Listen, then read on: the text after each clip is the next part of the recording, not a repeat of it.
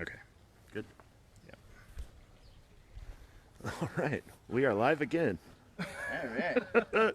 I don't have anybody on yet. It doesn't look It'll like. take a second. Take two. Again. Again. Gosh. At least it wasn't your battery this time. I know, That's right? Good. At least it wasn't the battery this time. Yeah, out of our control. No, it's your fault. Yeah. You've got bad Wi-Fi. All right, we got people back on. Okay. Perfect. One of these days, we're going to get really good at this. Yep. You know, it's okay. We're not done yet. We'll get better. All right. Good morning, everyone. Sorry about that. We should be live, and today I am Nolan Guthrie. I'm here with Chris Owings. I remembered his name this time. Yeah. And we're back with another live class, and it's a beautiful morning. I actually took my coat off. Chris didn't, because he's not as strong as I am. But I'm not wearing socks. Oh, Yeah. right. Okay. Yeah, So we're going to plant a garden, and hopefully you guys will learn a few things, and we're going to kind of go through some stuff to start planting and how to do some of these things and some things that you don't want to plant just yet. We've been hearing a lot of people trying to plant some stuff that's just too early for. Yes. There's a really heavy frost this morning. I mean, Yeah, you can you can almost still still see see it. it in Yeah. some of these spots. So Shady spots. you got to be really careful this time of year. It's really tempting to just start it, but we're going to show you the things you can start now. And just as a quick reminder, Zamzo stores are open. We're doing a lot to make sure that everything's clean and keep social distancing rules. And you can buy a lot of things of our Zamzo's products online. You can choose pickup in store. You can also call your local store. They'll take an order and they'll deliver it out to your car if they need to. So we're doing everything we can to make sure you guys can stay busy at home and plant some great food. Yeah. So Nice. I think, Chris, you're starting us off. Yeah, I'm going to start off with talking about dirt a little bit, because in my opinion that is the most important thing. If you ever have an issue or something going on, it's usually stemming from an issue in the soil or a lack of something in the soil. So we started, you can see my garden bed here, put down a fair amount of compost. And I only top dress with compost. I never till it into the soil. The main reason for that is every time you till your garden, you release all the carbon out of the soil. And carbon is hugely important for everything. It's kind of the catalyst for everything to work. So you want to keep that carbon locked in, and every time you till, you'll disturb the earthworms, and you can start to kill beneficial things like your mycorrhizae and other different bacteria and funguses that live in the soil. So I always recommend just top dressing. So that's what we did here. We kind of dump piles around, get it about 2 inches thick, and believe it or not, my favorite tool for spreading compost is a good old broom.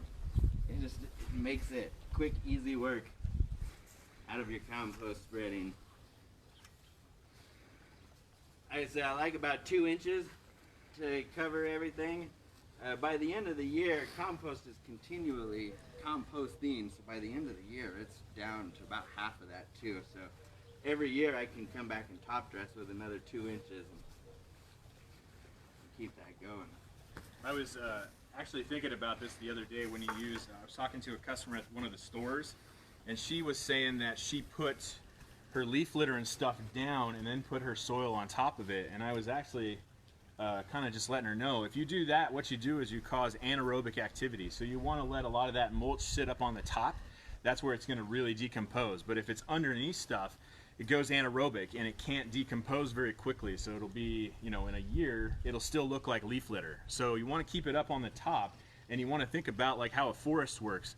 All the leaf litter and everything drops down and falls on top, and that's where all that microbe activity happens, and it starts to layer up over the years. And that's what this method is doing, is you're layering up compost year after year, and you're making the soil better as it keeps working down. So. Yep, and in the fall I do that. I put all my leaf litter right here. It sits all winter, and then already by this time of year you can kind of see it's pretty much broken down already. You can hardly see any of it, and it was thick. That was about 2 inches of leaves.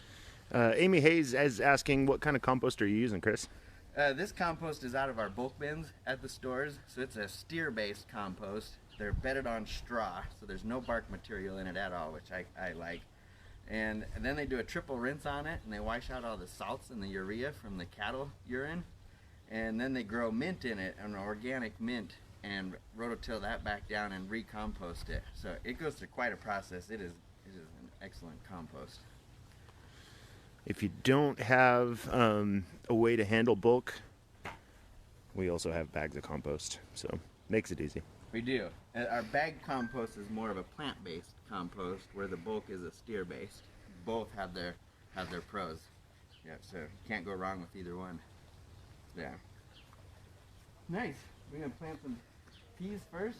No, Or- I'm going to show you how to prep a row first. Prep a row. All right, come on over here.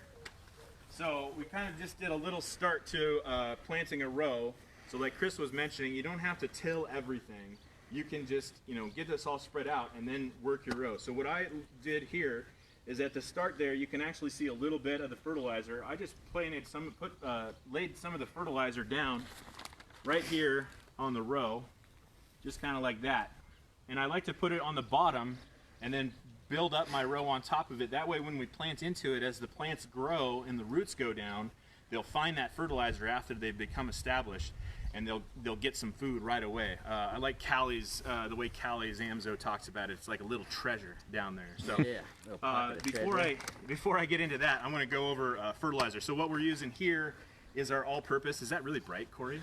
The bag's a little bright. It's all right. So this is our all-purpose garden fertilizer. This is a 553. This is an organic fertilizer. So it's great for vegetables and flower beds, really whatever you want to do.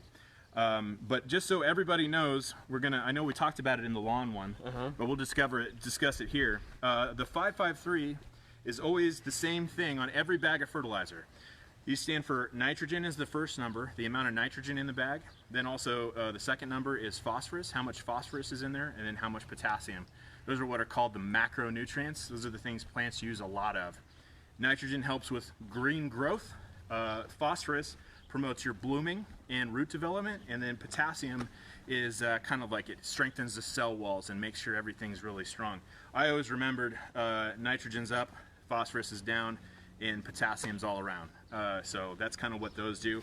And then like with a lot of our fertilizers, you've got a lot of other minerals and stuff in there as well. So, and this is one I don't really, because this is organic, I don't really get really scientific with it.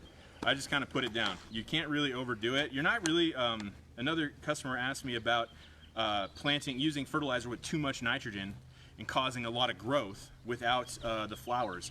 And that's when you have too much of the nitrogen. But at 5%, you're not going to be going over. It's not too much nitrogen, so it's just the right amount to really get those guys going. Real quick, good morning, Dawn. And Debbie asked, so you never till a garden? Do we want to expand on that a little bit before we move on? Yeah, we can. I think there are times where you can. If it's a brand new bed, you've never done anything before, that would be a time to till it. What do you think, Chris? I totally agree. If you have a brand new house and it's been farmland for years, and people always say, oh, this used to be farm ground, I have great soil. And really you don't. You probably have some of the worst soil because it has been farmed so heavily. Right. And our clay soil is so compact. That is when I would actually recommend putting even up 4-6 inches of compost down and tilling that into 8 to 12 inches if you can. Yeah, but then after that, like really if you do it the one time just to kind of get that broken up, get some good stuff back in there and kind of recharge it, you shouldn't have to do it again after that. It'll take care of it, especially if you're adding amendments on top of it every year. It's going to take care of, it's actually going to be tilling in a way naturally by all the bugs and bacterias and earthworms that are in there. They're actually doing that work, and when you till it, you kill off all those guys that are doing the work for you. So. Jennifer Hansen just asked, how is the garden fertilizer different from Thrive? So that's a great question, actually. So Thrive is, Chris used the word like a catalyst. Yes. It is a fertilizer, but it's kind of like a Kickstarter. It gets things going. This one is something that takes time to break down. Thrive takes a little bit of time to break down too. Mm-hmm. But when you put down a granular fertilizer like this, it's going to be breaking down over the next few weeks. And then as the plants are growing and the roots start to go down, they'll find it. And then Thrive is kind of like, it's the one that gets it started, and it's kind of like a maintenance thing. That's how I use it anyway. It's feeding the natural bacteria, it's feeding the funguses, it's feeding the nematodes, it's feeding all the beneficials in the soil. So that's why I call it your catalyst. Your plant can't utilize a fertilizer until the bacteria have digested it down. So it takes that digestion before the plant has it in a usable form. And that's true, chemical, natural, it doesn't matter. Right. You need those beneficials to break it down before a plant can draw it up. And this is not only a fertilizer, but also feeding the beneficials in the soil. So we are, obviously we're planting outside today, which is a little bit different than doing something like a garden box. Heidi asked, can you use compost and Miracle-Gro together and mix that if you're using garden boxes? Do you have to use fertilizer if you're using planter boxes? Yes. Yes. Well, there's a lot of questions right there. So in a planter box, especially where there's drain holes, you almost have to fertilize more, because every time you water and the water drains out the bottom, it takes all the nutritional value with it. So those you actually need to feed more than with a garden. And still with my edibles, I still prefer to use something natural. So I generally stay away from Miracle-Grows. That's my... Well, I'm wondering too, what was the question? Who asked the question? Heidi. Heidi. Are you talking about Miracle-Gro like the soil that they sell, their version of the soil, or are you talking about Miracle-Gro the fertilizer? Because there's a couple of differences there. If you were going to mix in like a Miracle-Gro fertilizer, that's really just a potting soil, which is fine. It's probably got some fertilizer in it, which is fine. You can absolutely do that. Just know that it is more of like the Miracle-Gro fertilizer. It's not a natural-based fertilizer, which is, it has its ups and downs. And then, yeah, like Chris said, you still want to do some sort of feeding, because if you don't, you don't know what's there. And with a fertilizer, at least you know that there's some food there. Correct. Yeah. Okay. So I would keep up at it, even if you're using. I know we have that tomato boom, and that is literally good for anything in your garden, not just tomatoes. So even adding that down in the hole as you plant, there are huge benefits to getting that in the soil. We might talk more about this. Yeah, we'll get into it. I think we were talking. What were we doing? We really digressed there, which is awesome. Thank did, you for yeah. all the questions. And keep them up, good. please. Those were fantastic questions. So I finished off this little bit of fertilizer here in this row, and really all I'm doing is I put the fertilizer down, and then I'm just doing a short, real shallow row, kind of up to here. And we're going to do the same over here, and just kind of burying that fertilizer. So we get our nice row. I usually pack it down a little bit. I don't know. Do you pack your rows down, Chris? Yeah, I do. Yeah. I usually like to do that. Get the sticks out of there. Hey, that's organic material. But that way you have a nice little row. And look how nice that looks. Doesn't that look pretty? Just like me. Very pretty. Did you get a close in on his hair? I haven't yet. Even this early in the morning, that hair looks fantastic. I woke up early. All right, so I think that's it for row planting. What were we doing next, Chris? Nice. You got to plant some onions in that beautiful row that you just planted. So I did some red onions, my personal favorite, but of course, it seems like the Walla Walla Sweets are everybody else's personal favorite. But a little more kick, in my opinion, or flavor to this. Onions, you want to do about 4 inches deep and 4 inches apart. You got to remember, this little bulb is going to get to be a full-on onion. But with as loose as this soil is, I'm just going to push it into the soil about 4 inches deep. Yes, You go that deep, huh? Yeah. I've usually planted it quite a bit shallower myself. Well, especially as loose as this soil is. Yeah, that makes sense. They'll push themselves out. Yeah. This is years and years of amending in this particular bed, so you're right. Normally do it a little more shallow, but I'm going about 4 inches deep, so finger length deep and 4 inches apart. Just eyeballing it. Oh, make sure you show them what side up is. Oh yeah, that is a good point. I do get asked that a lot. You can always see that rough side and then the pointy side. That rough is where your roots are going to come out of, so you want that down. Point sticking up there. Hopefully that's easy to see. Yep. Nice. And then about every 4 inches deep on your onions. Onions are more of a heavy nitrogen feeder too, so I would keep up on that all-purpose fertilizer. Most everything else in your garden besides corn is going to want a low nitrogen, but onion and corn love nitrogen. And that all-purpose is good too, because it's got that phosphorus, which is really going to help that bulb and the roots develop as well. Yeah. So they like to grow, and they need to fit a lot of stuff into that bulb as it gets big. Tracy just asked if any of our stores have bleeding heart plants. I believe bleeding hearts are starting to show up. Have you seen those, Chris? I haven't laid eyes on them yet, but those usually are the 1st of April, so they should be. They should be. I think I've seen them here and there. Yeah, all stores have a little bit different. You may just want to give your store a call, Tracy. Yeah. those are bleeding hearts right there, the big ones. They're up Yeah, and happy. show them that ugly part over there. The compost piles and the bleeding hearts. Also, great choice on the bleeding hearts. Those are one of my favorites. Oh, I love them.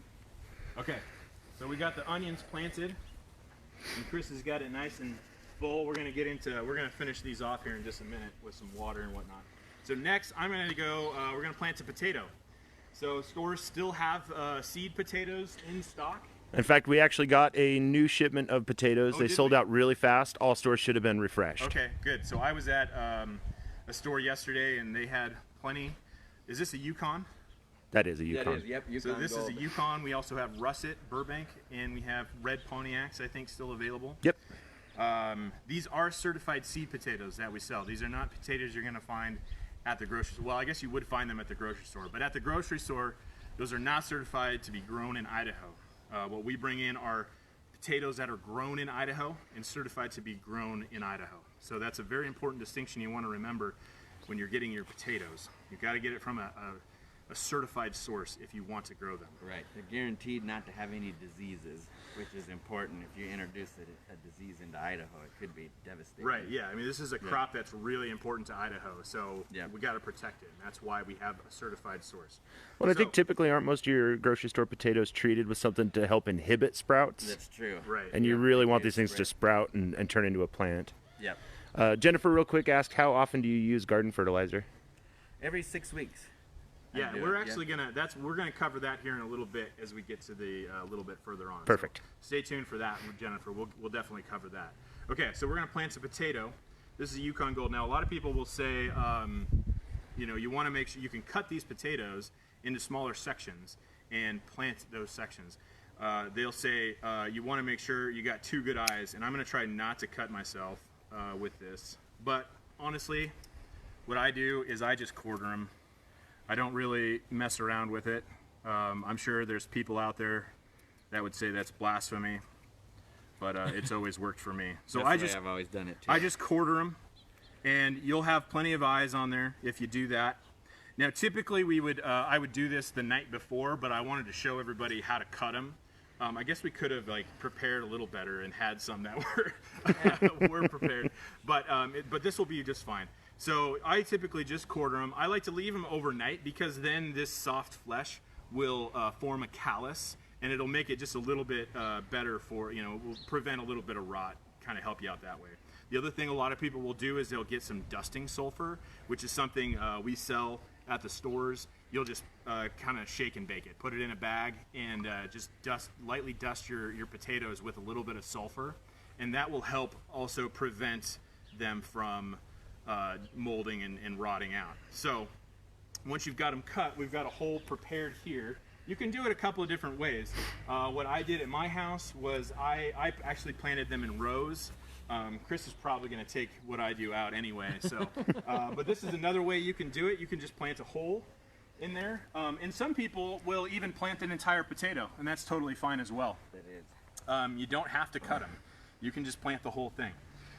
But here, I don't know, Cory, can you see the fertilizer in here? So I put a little bit of fertilizer in here already, as kind of a prep, and then you just want to cover it because you don't want the fertilizer to be touching the potato that much. You want to kind of protect the potato a little bit. Okay, so you got it nice and covered up there, and then you're going to put it cut down so that the eyes are facing upwards. And the nice thing about potatoes I find is you don't have to be real scientific with it. You can space them all out if you really want to. Mm-hmm. I usually plant mine pretty close together, but just push that cut into the soil a little bit there. And then what you're going to do is you're just going to barely cover them. You just want a couple inches of soil right on top, just so that they're barely covered. Don't need much. And you're just going to leave it like that. And you don't want to bury it all the way, because what's going to happen over the next few weeks, those eyes are going to begin to sprout. And once those sprouts get to a couple inches high, then you'll bury them again. And just keep burying those sprouts until you're left with a mound, and the sprouts will come up at ground level. And all those areas that you buried are actually going to grow roots. and those roots mean more potatoes. So you'll have, instead of, you know, this much area that the potato's growing in, you'll have about that much area. And you'll have roots growing all off of that, and you'll get tons more potatoes planting that way. And it's a great way to do it. You just got to keep an eye on them. As soon as you see those sprouts, bury them up again, and just keep doing that, and you build it up. Hopefully that answers your question, Janelle. Janelle asked about that, and I knew you'd be all over it. Awesome. Nice. I even have several customers use the tire method.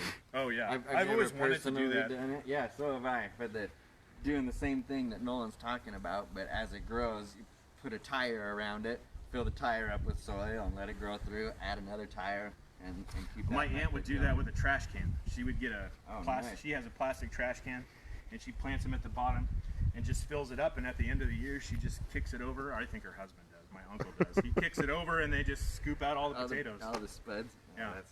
That's fun. That's a good way to do it too. Perfect. Nice. So another real popular one right now are beans and peas. So I was going to set up a trellis here because the variety that I chose are trellising peas. You can also get bush variety beans and peas.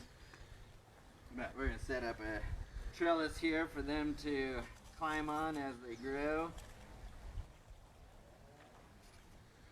And I'm actually going to do a couple varieties on this trellis. I'm going to do some on both sides, but just for the video here, we're going to do a little marble peas. And I need to talk about inoculant. Inoculant is hugely important for your legumes, your beans, and your peas.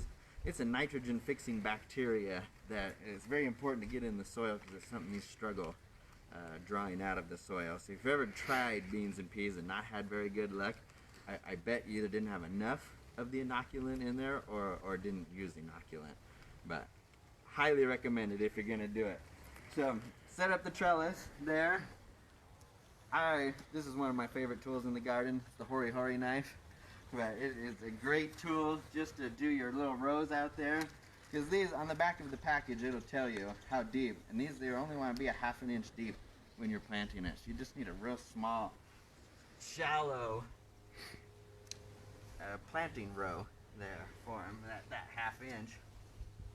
And then these I would do pretty close. I would plant, well first I would add the inoculant in there.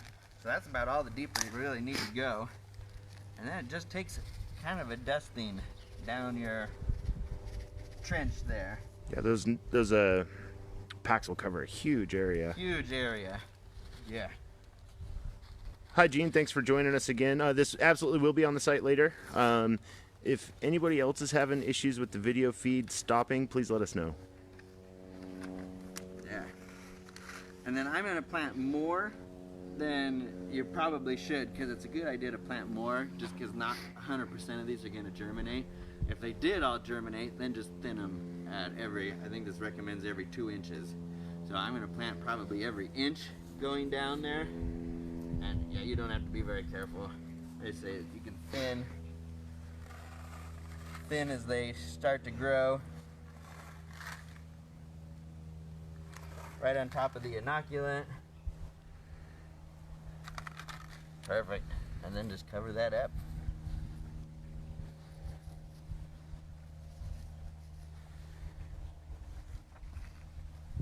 Then as they start to sprout and you start doing your thinning, you just kind of lean them towards that trellis a little bit, and they'll find it. And they got their little feelers, and they'll grab it and just start going. Yeah, hopefully the idea with this is that you're harvesting inside there. All your fruit should be hanging down. Yeah, that's a neat little setup. Yeah. You got that at the Overland store? Yeah, all the stores should have it. But yeah, I know for sure Overland had 5 more of these little trellises, and it's actually pretty slick. Didn't take too long to put together? No, maybe 10 minutes. Nice. Yeah, with my 1-year-old helping. Very nice. So, okay. Rusty Bishop just asked, we all know Rusty. Hey Rusty, how's it going? He asked if it's too early to transplant beans that you have started inside. They're about 4 to 5 inches tall, just getting their first set of real leaves. So that's actually what I was kind of going to cover next. Nice.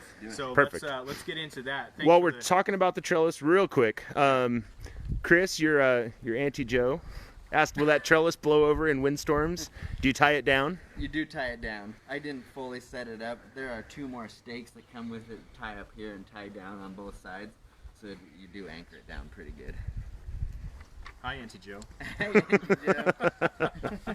He's calling out Ontario. That's nice. We got some coverage. Cool. All right, so the next thing we're going to talk about is the seed starting guide, and this is going to address Rusty's question. And Jennifer asked about soil being too cold. I would assume that this will address that as well. Yeah, we're going to talk about that when we get to some mulch things here. So the other thing, we're not going to do it because we've kind of already done it, but you can also start spinach today. Today's a great day to start spinach.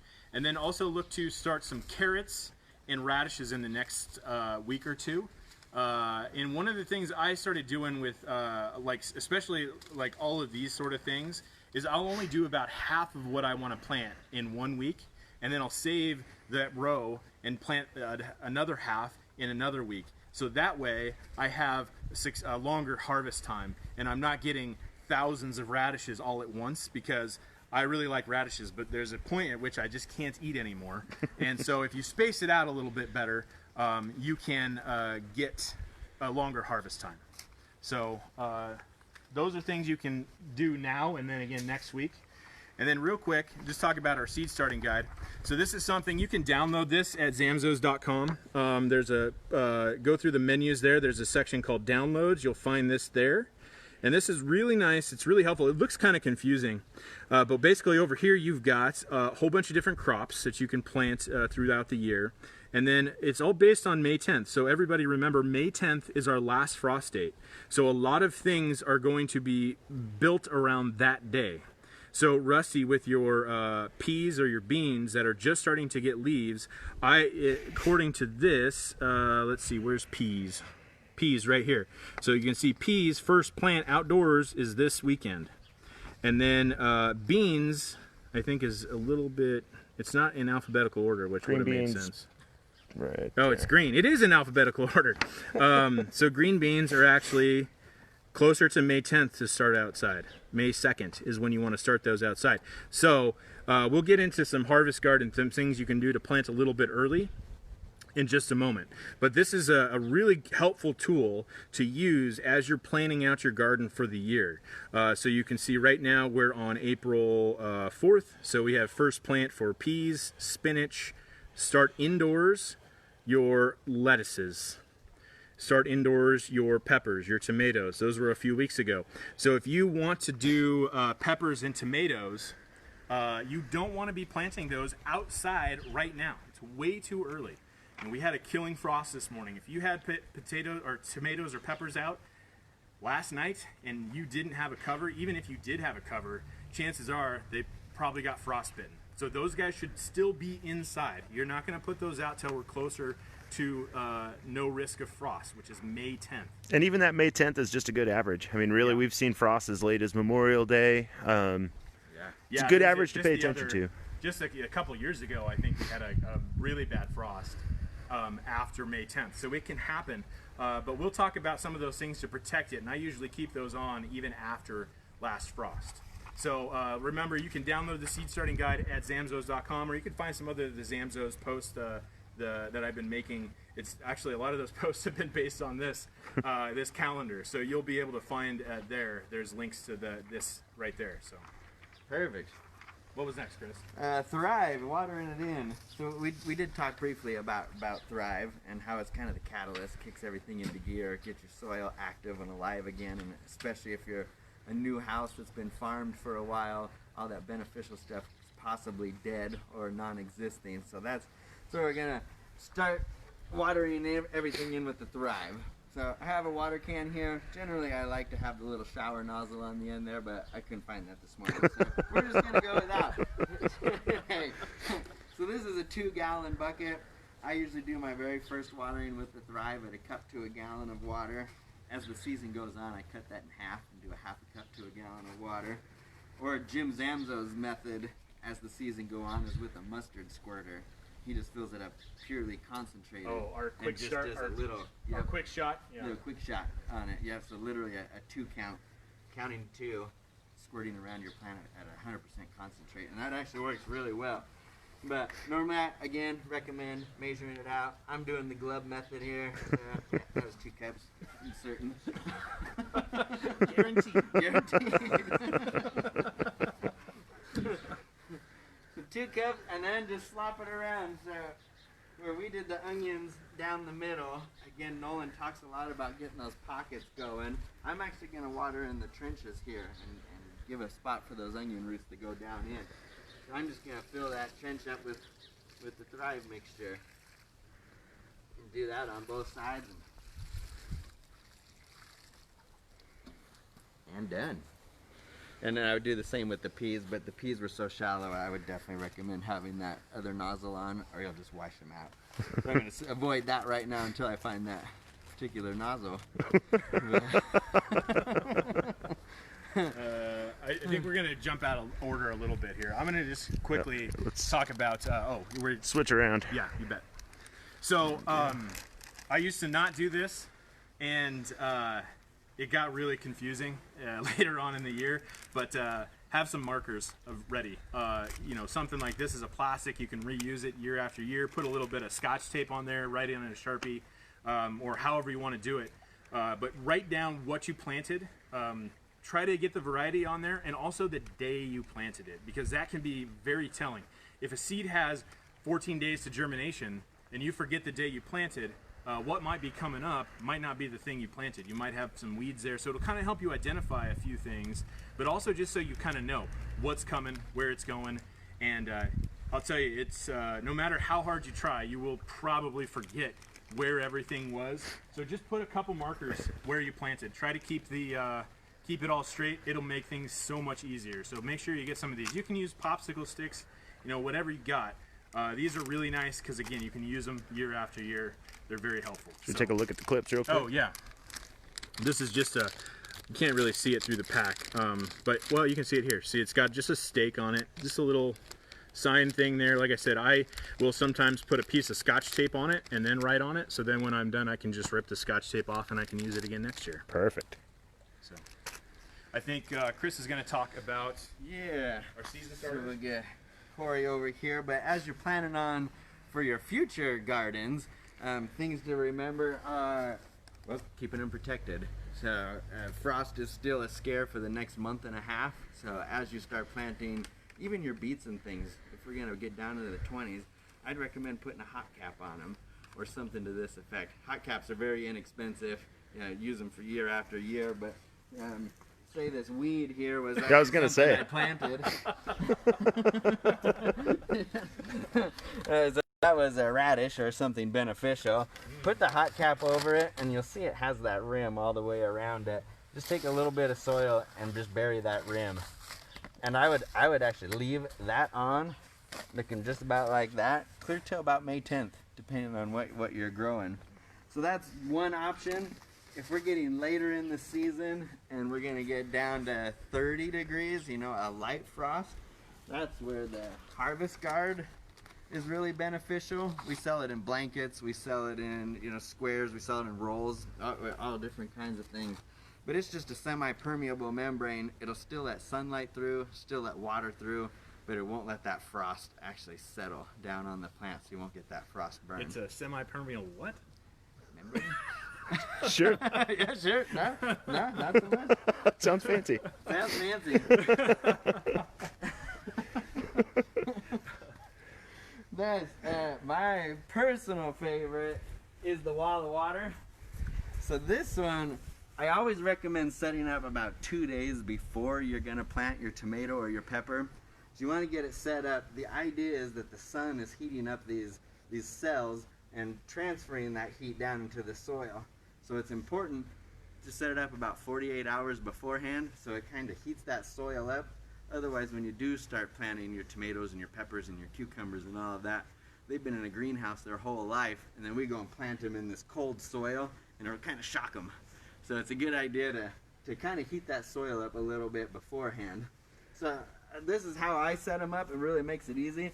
Take a 5-gallon bucket and set it down on your soil, and then put your wall of water around it. This is a non-permeable membrane, right? Non-permeable. Okay, That's perfect. right. It will hold Perfect. the water. Yep. So I've already partially filled up the cells all the way around, but I was just going to continue just to show you how really simple it is. The 5-gallon bucket is key in doing that. Just get the air pockets out here. working on it. It's gonna blast you so hard. Yep, probably. Since we filled it before, I didn't think we would do that. And then you just go around and fill each individual cell there. It's actually pretty darn quick. And just like that, that's a full water wall. Again, I would let that sit for about 2 days before you planted anything in it. And then once you plant, hopefully in a perfect world, this is gonna tip right over to itself. Just like that. Yep.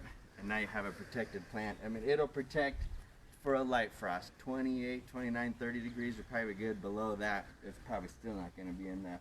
Or if your plant grows tall enough where it's above that. Yeah, that I like to portion plant will like my freeze. tomatoes and my peppers. I usually like to wait till it's just above that, the top of that wall of water, or a season starter, and that's when I take it off. Yeah, nice. And these, they last a long time. I think this is the 4th year. I've had some for like 6 or 7 years. Yeah, so they do last a long time. You get several seasons out of them. Okay. Rhonda asked a real quick question before we move on. What is your opinion? Let's move around. We're right in the sun again. What is your opinion on rotating crops around? I tend to plant the same things in the same area because of wind, shade, etc. I do too.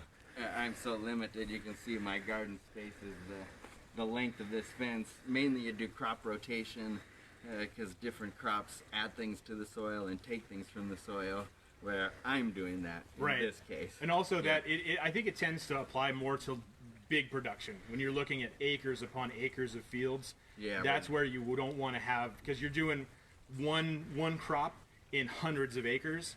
That's where you're depleting the soil of certain things, and you want to add different stuff. Here in the garden, you're never gonna run into situations like that where it's completely devoid of one thing. Because again, you're putting mulch on, you're fertilizing, you're doing these things. It's going to be replenished every single year.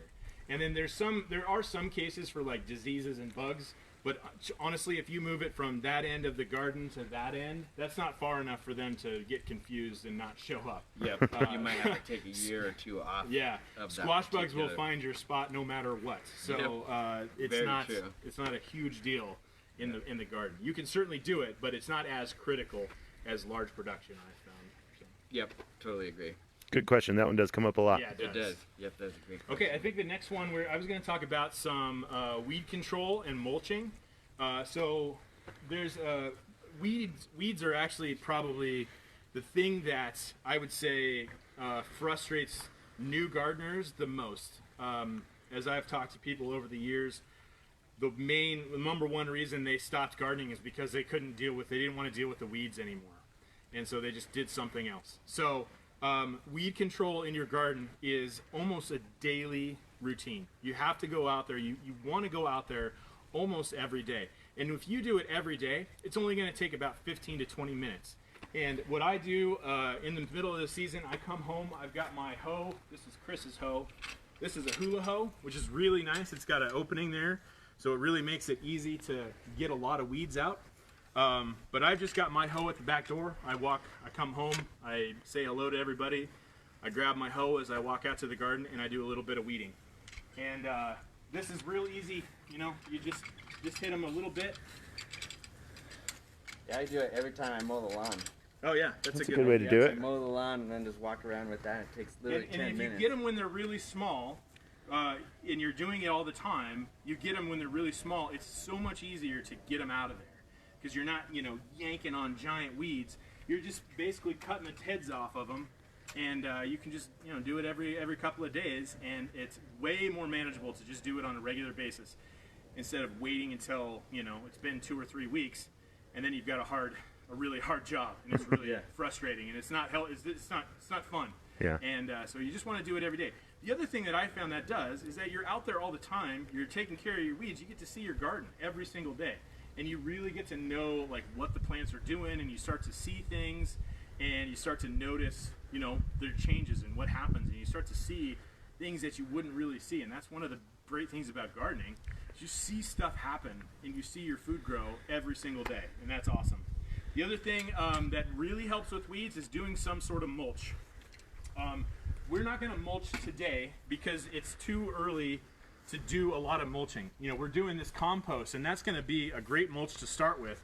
But once we get to later in the season, you might want to use something like straw. You could use something like your lawn clippings. You could use, I don't usually use bark, but some people do use bark or wood chips. I don't like the plastic mulches, like the rolls, the sheets. I don't like to use those.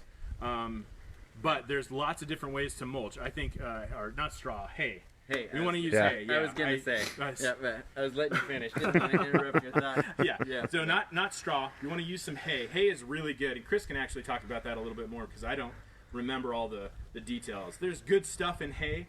It helps hold the moisture in, but you don't want to do it right now because right now we want the sun to warm up the soil. And if you mulch it now, it's actually going to shade it and keep it cool. I've had years where I put my mulch down right after I was done planting a lot of stuff, and they just sat there forever. And I was confused. Why aren't they doing anything? And I actually talked to Jim Zamzo about it, and he said, I think you put your mulch on too early. Yeah. So give that a little bit of time. Wait till it warms up a little bit, usually and then you can start mulching. June and is when I would recommend. Yeah, that's a great time to start doing that. So and then tell me, he's talking about alfalfa. I don't know if you guys have ever seen Jim Zamzo's picture of his 17-foot tall tomato, but that was one of the main things he did was mulching with alfalfa. And what he did is he'd take a standard bale of alfalfa and just breaks it apart in the flakes. You know, they kind of naturally break apart in 2-inch flakes. And he coated the top of that garden with that. And that does a ton of things. So one, in that flake, a weed will never come through it. 2, it dispersed his weight. So every time he'd walk in the garden, if a weed or something needed to fertilize or any of that, if he walked, it dispersed his weight. Because all of your feeder roots are right on that surface. And every time you walk, you'll start to crush those feeder roots. So by dispersing his weight, he didn't do that. And 3, as alfalfa starts to rot and decompose, it releases tricantanol into the soil, and that tricantanol that's the word I can never tricantanol. remember. It's something good. It's a natural occurring growth hormone that helps everything: root development, plant growth, and fruit development. Is that because it's in the pea family? Is that something to peas? Because isn't alfalfa in the Fabaceae? It's a legume. Yeah. Yep, so huge benefits to alfalfa. And then he never removes it.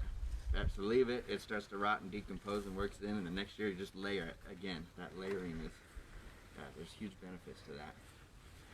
Before we move on, Amy is asking, how do you prevent squash bugs? Oh man. Yeah. So right when you plant your squash plant, you know, the squash bug always hangs out on the underside of that leaf. So as the plants are small, you can take tin foil and put it around the plant, and it'll reflect that sunlight back to the bottom of the leaf, because they can't stand that. That's why they hang out on the bottom. They hate the sun. So that works for a while until that plant grows and then completely shades it. And then at that point, I would use a dust. A dust is the best for that, either an 8 dust or we have the what's the dust with the spinosad in it? The last call dust. Last call. Yep. Last call dust, and just keep up on dusting the plant. That's the best way. Yeah, and be out there all the time. If you can be out there and inspect the leaves every day or every other day, if you see the eggs will get laid in the where the veins come together on the underside.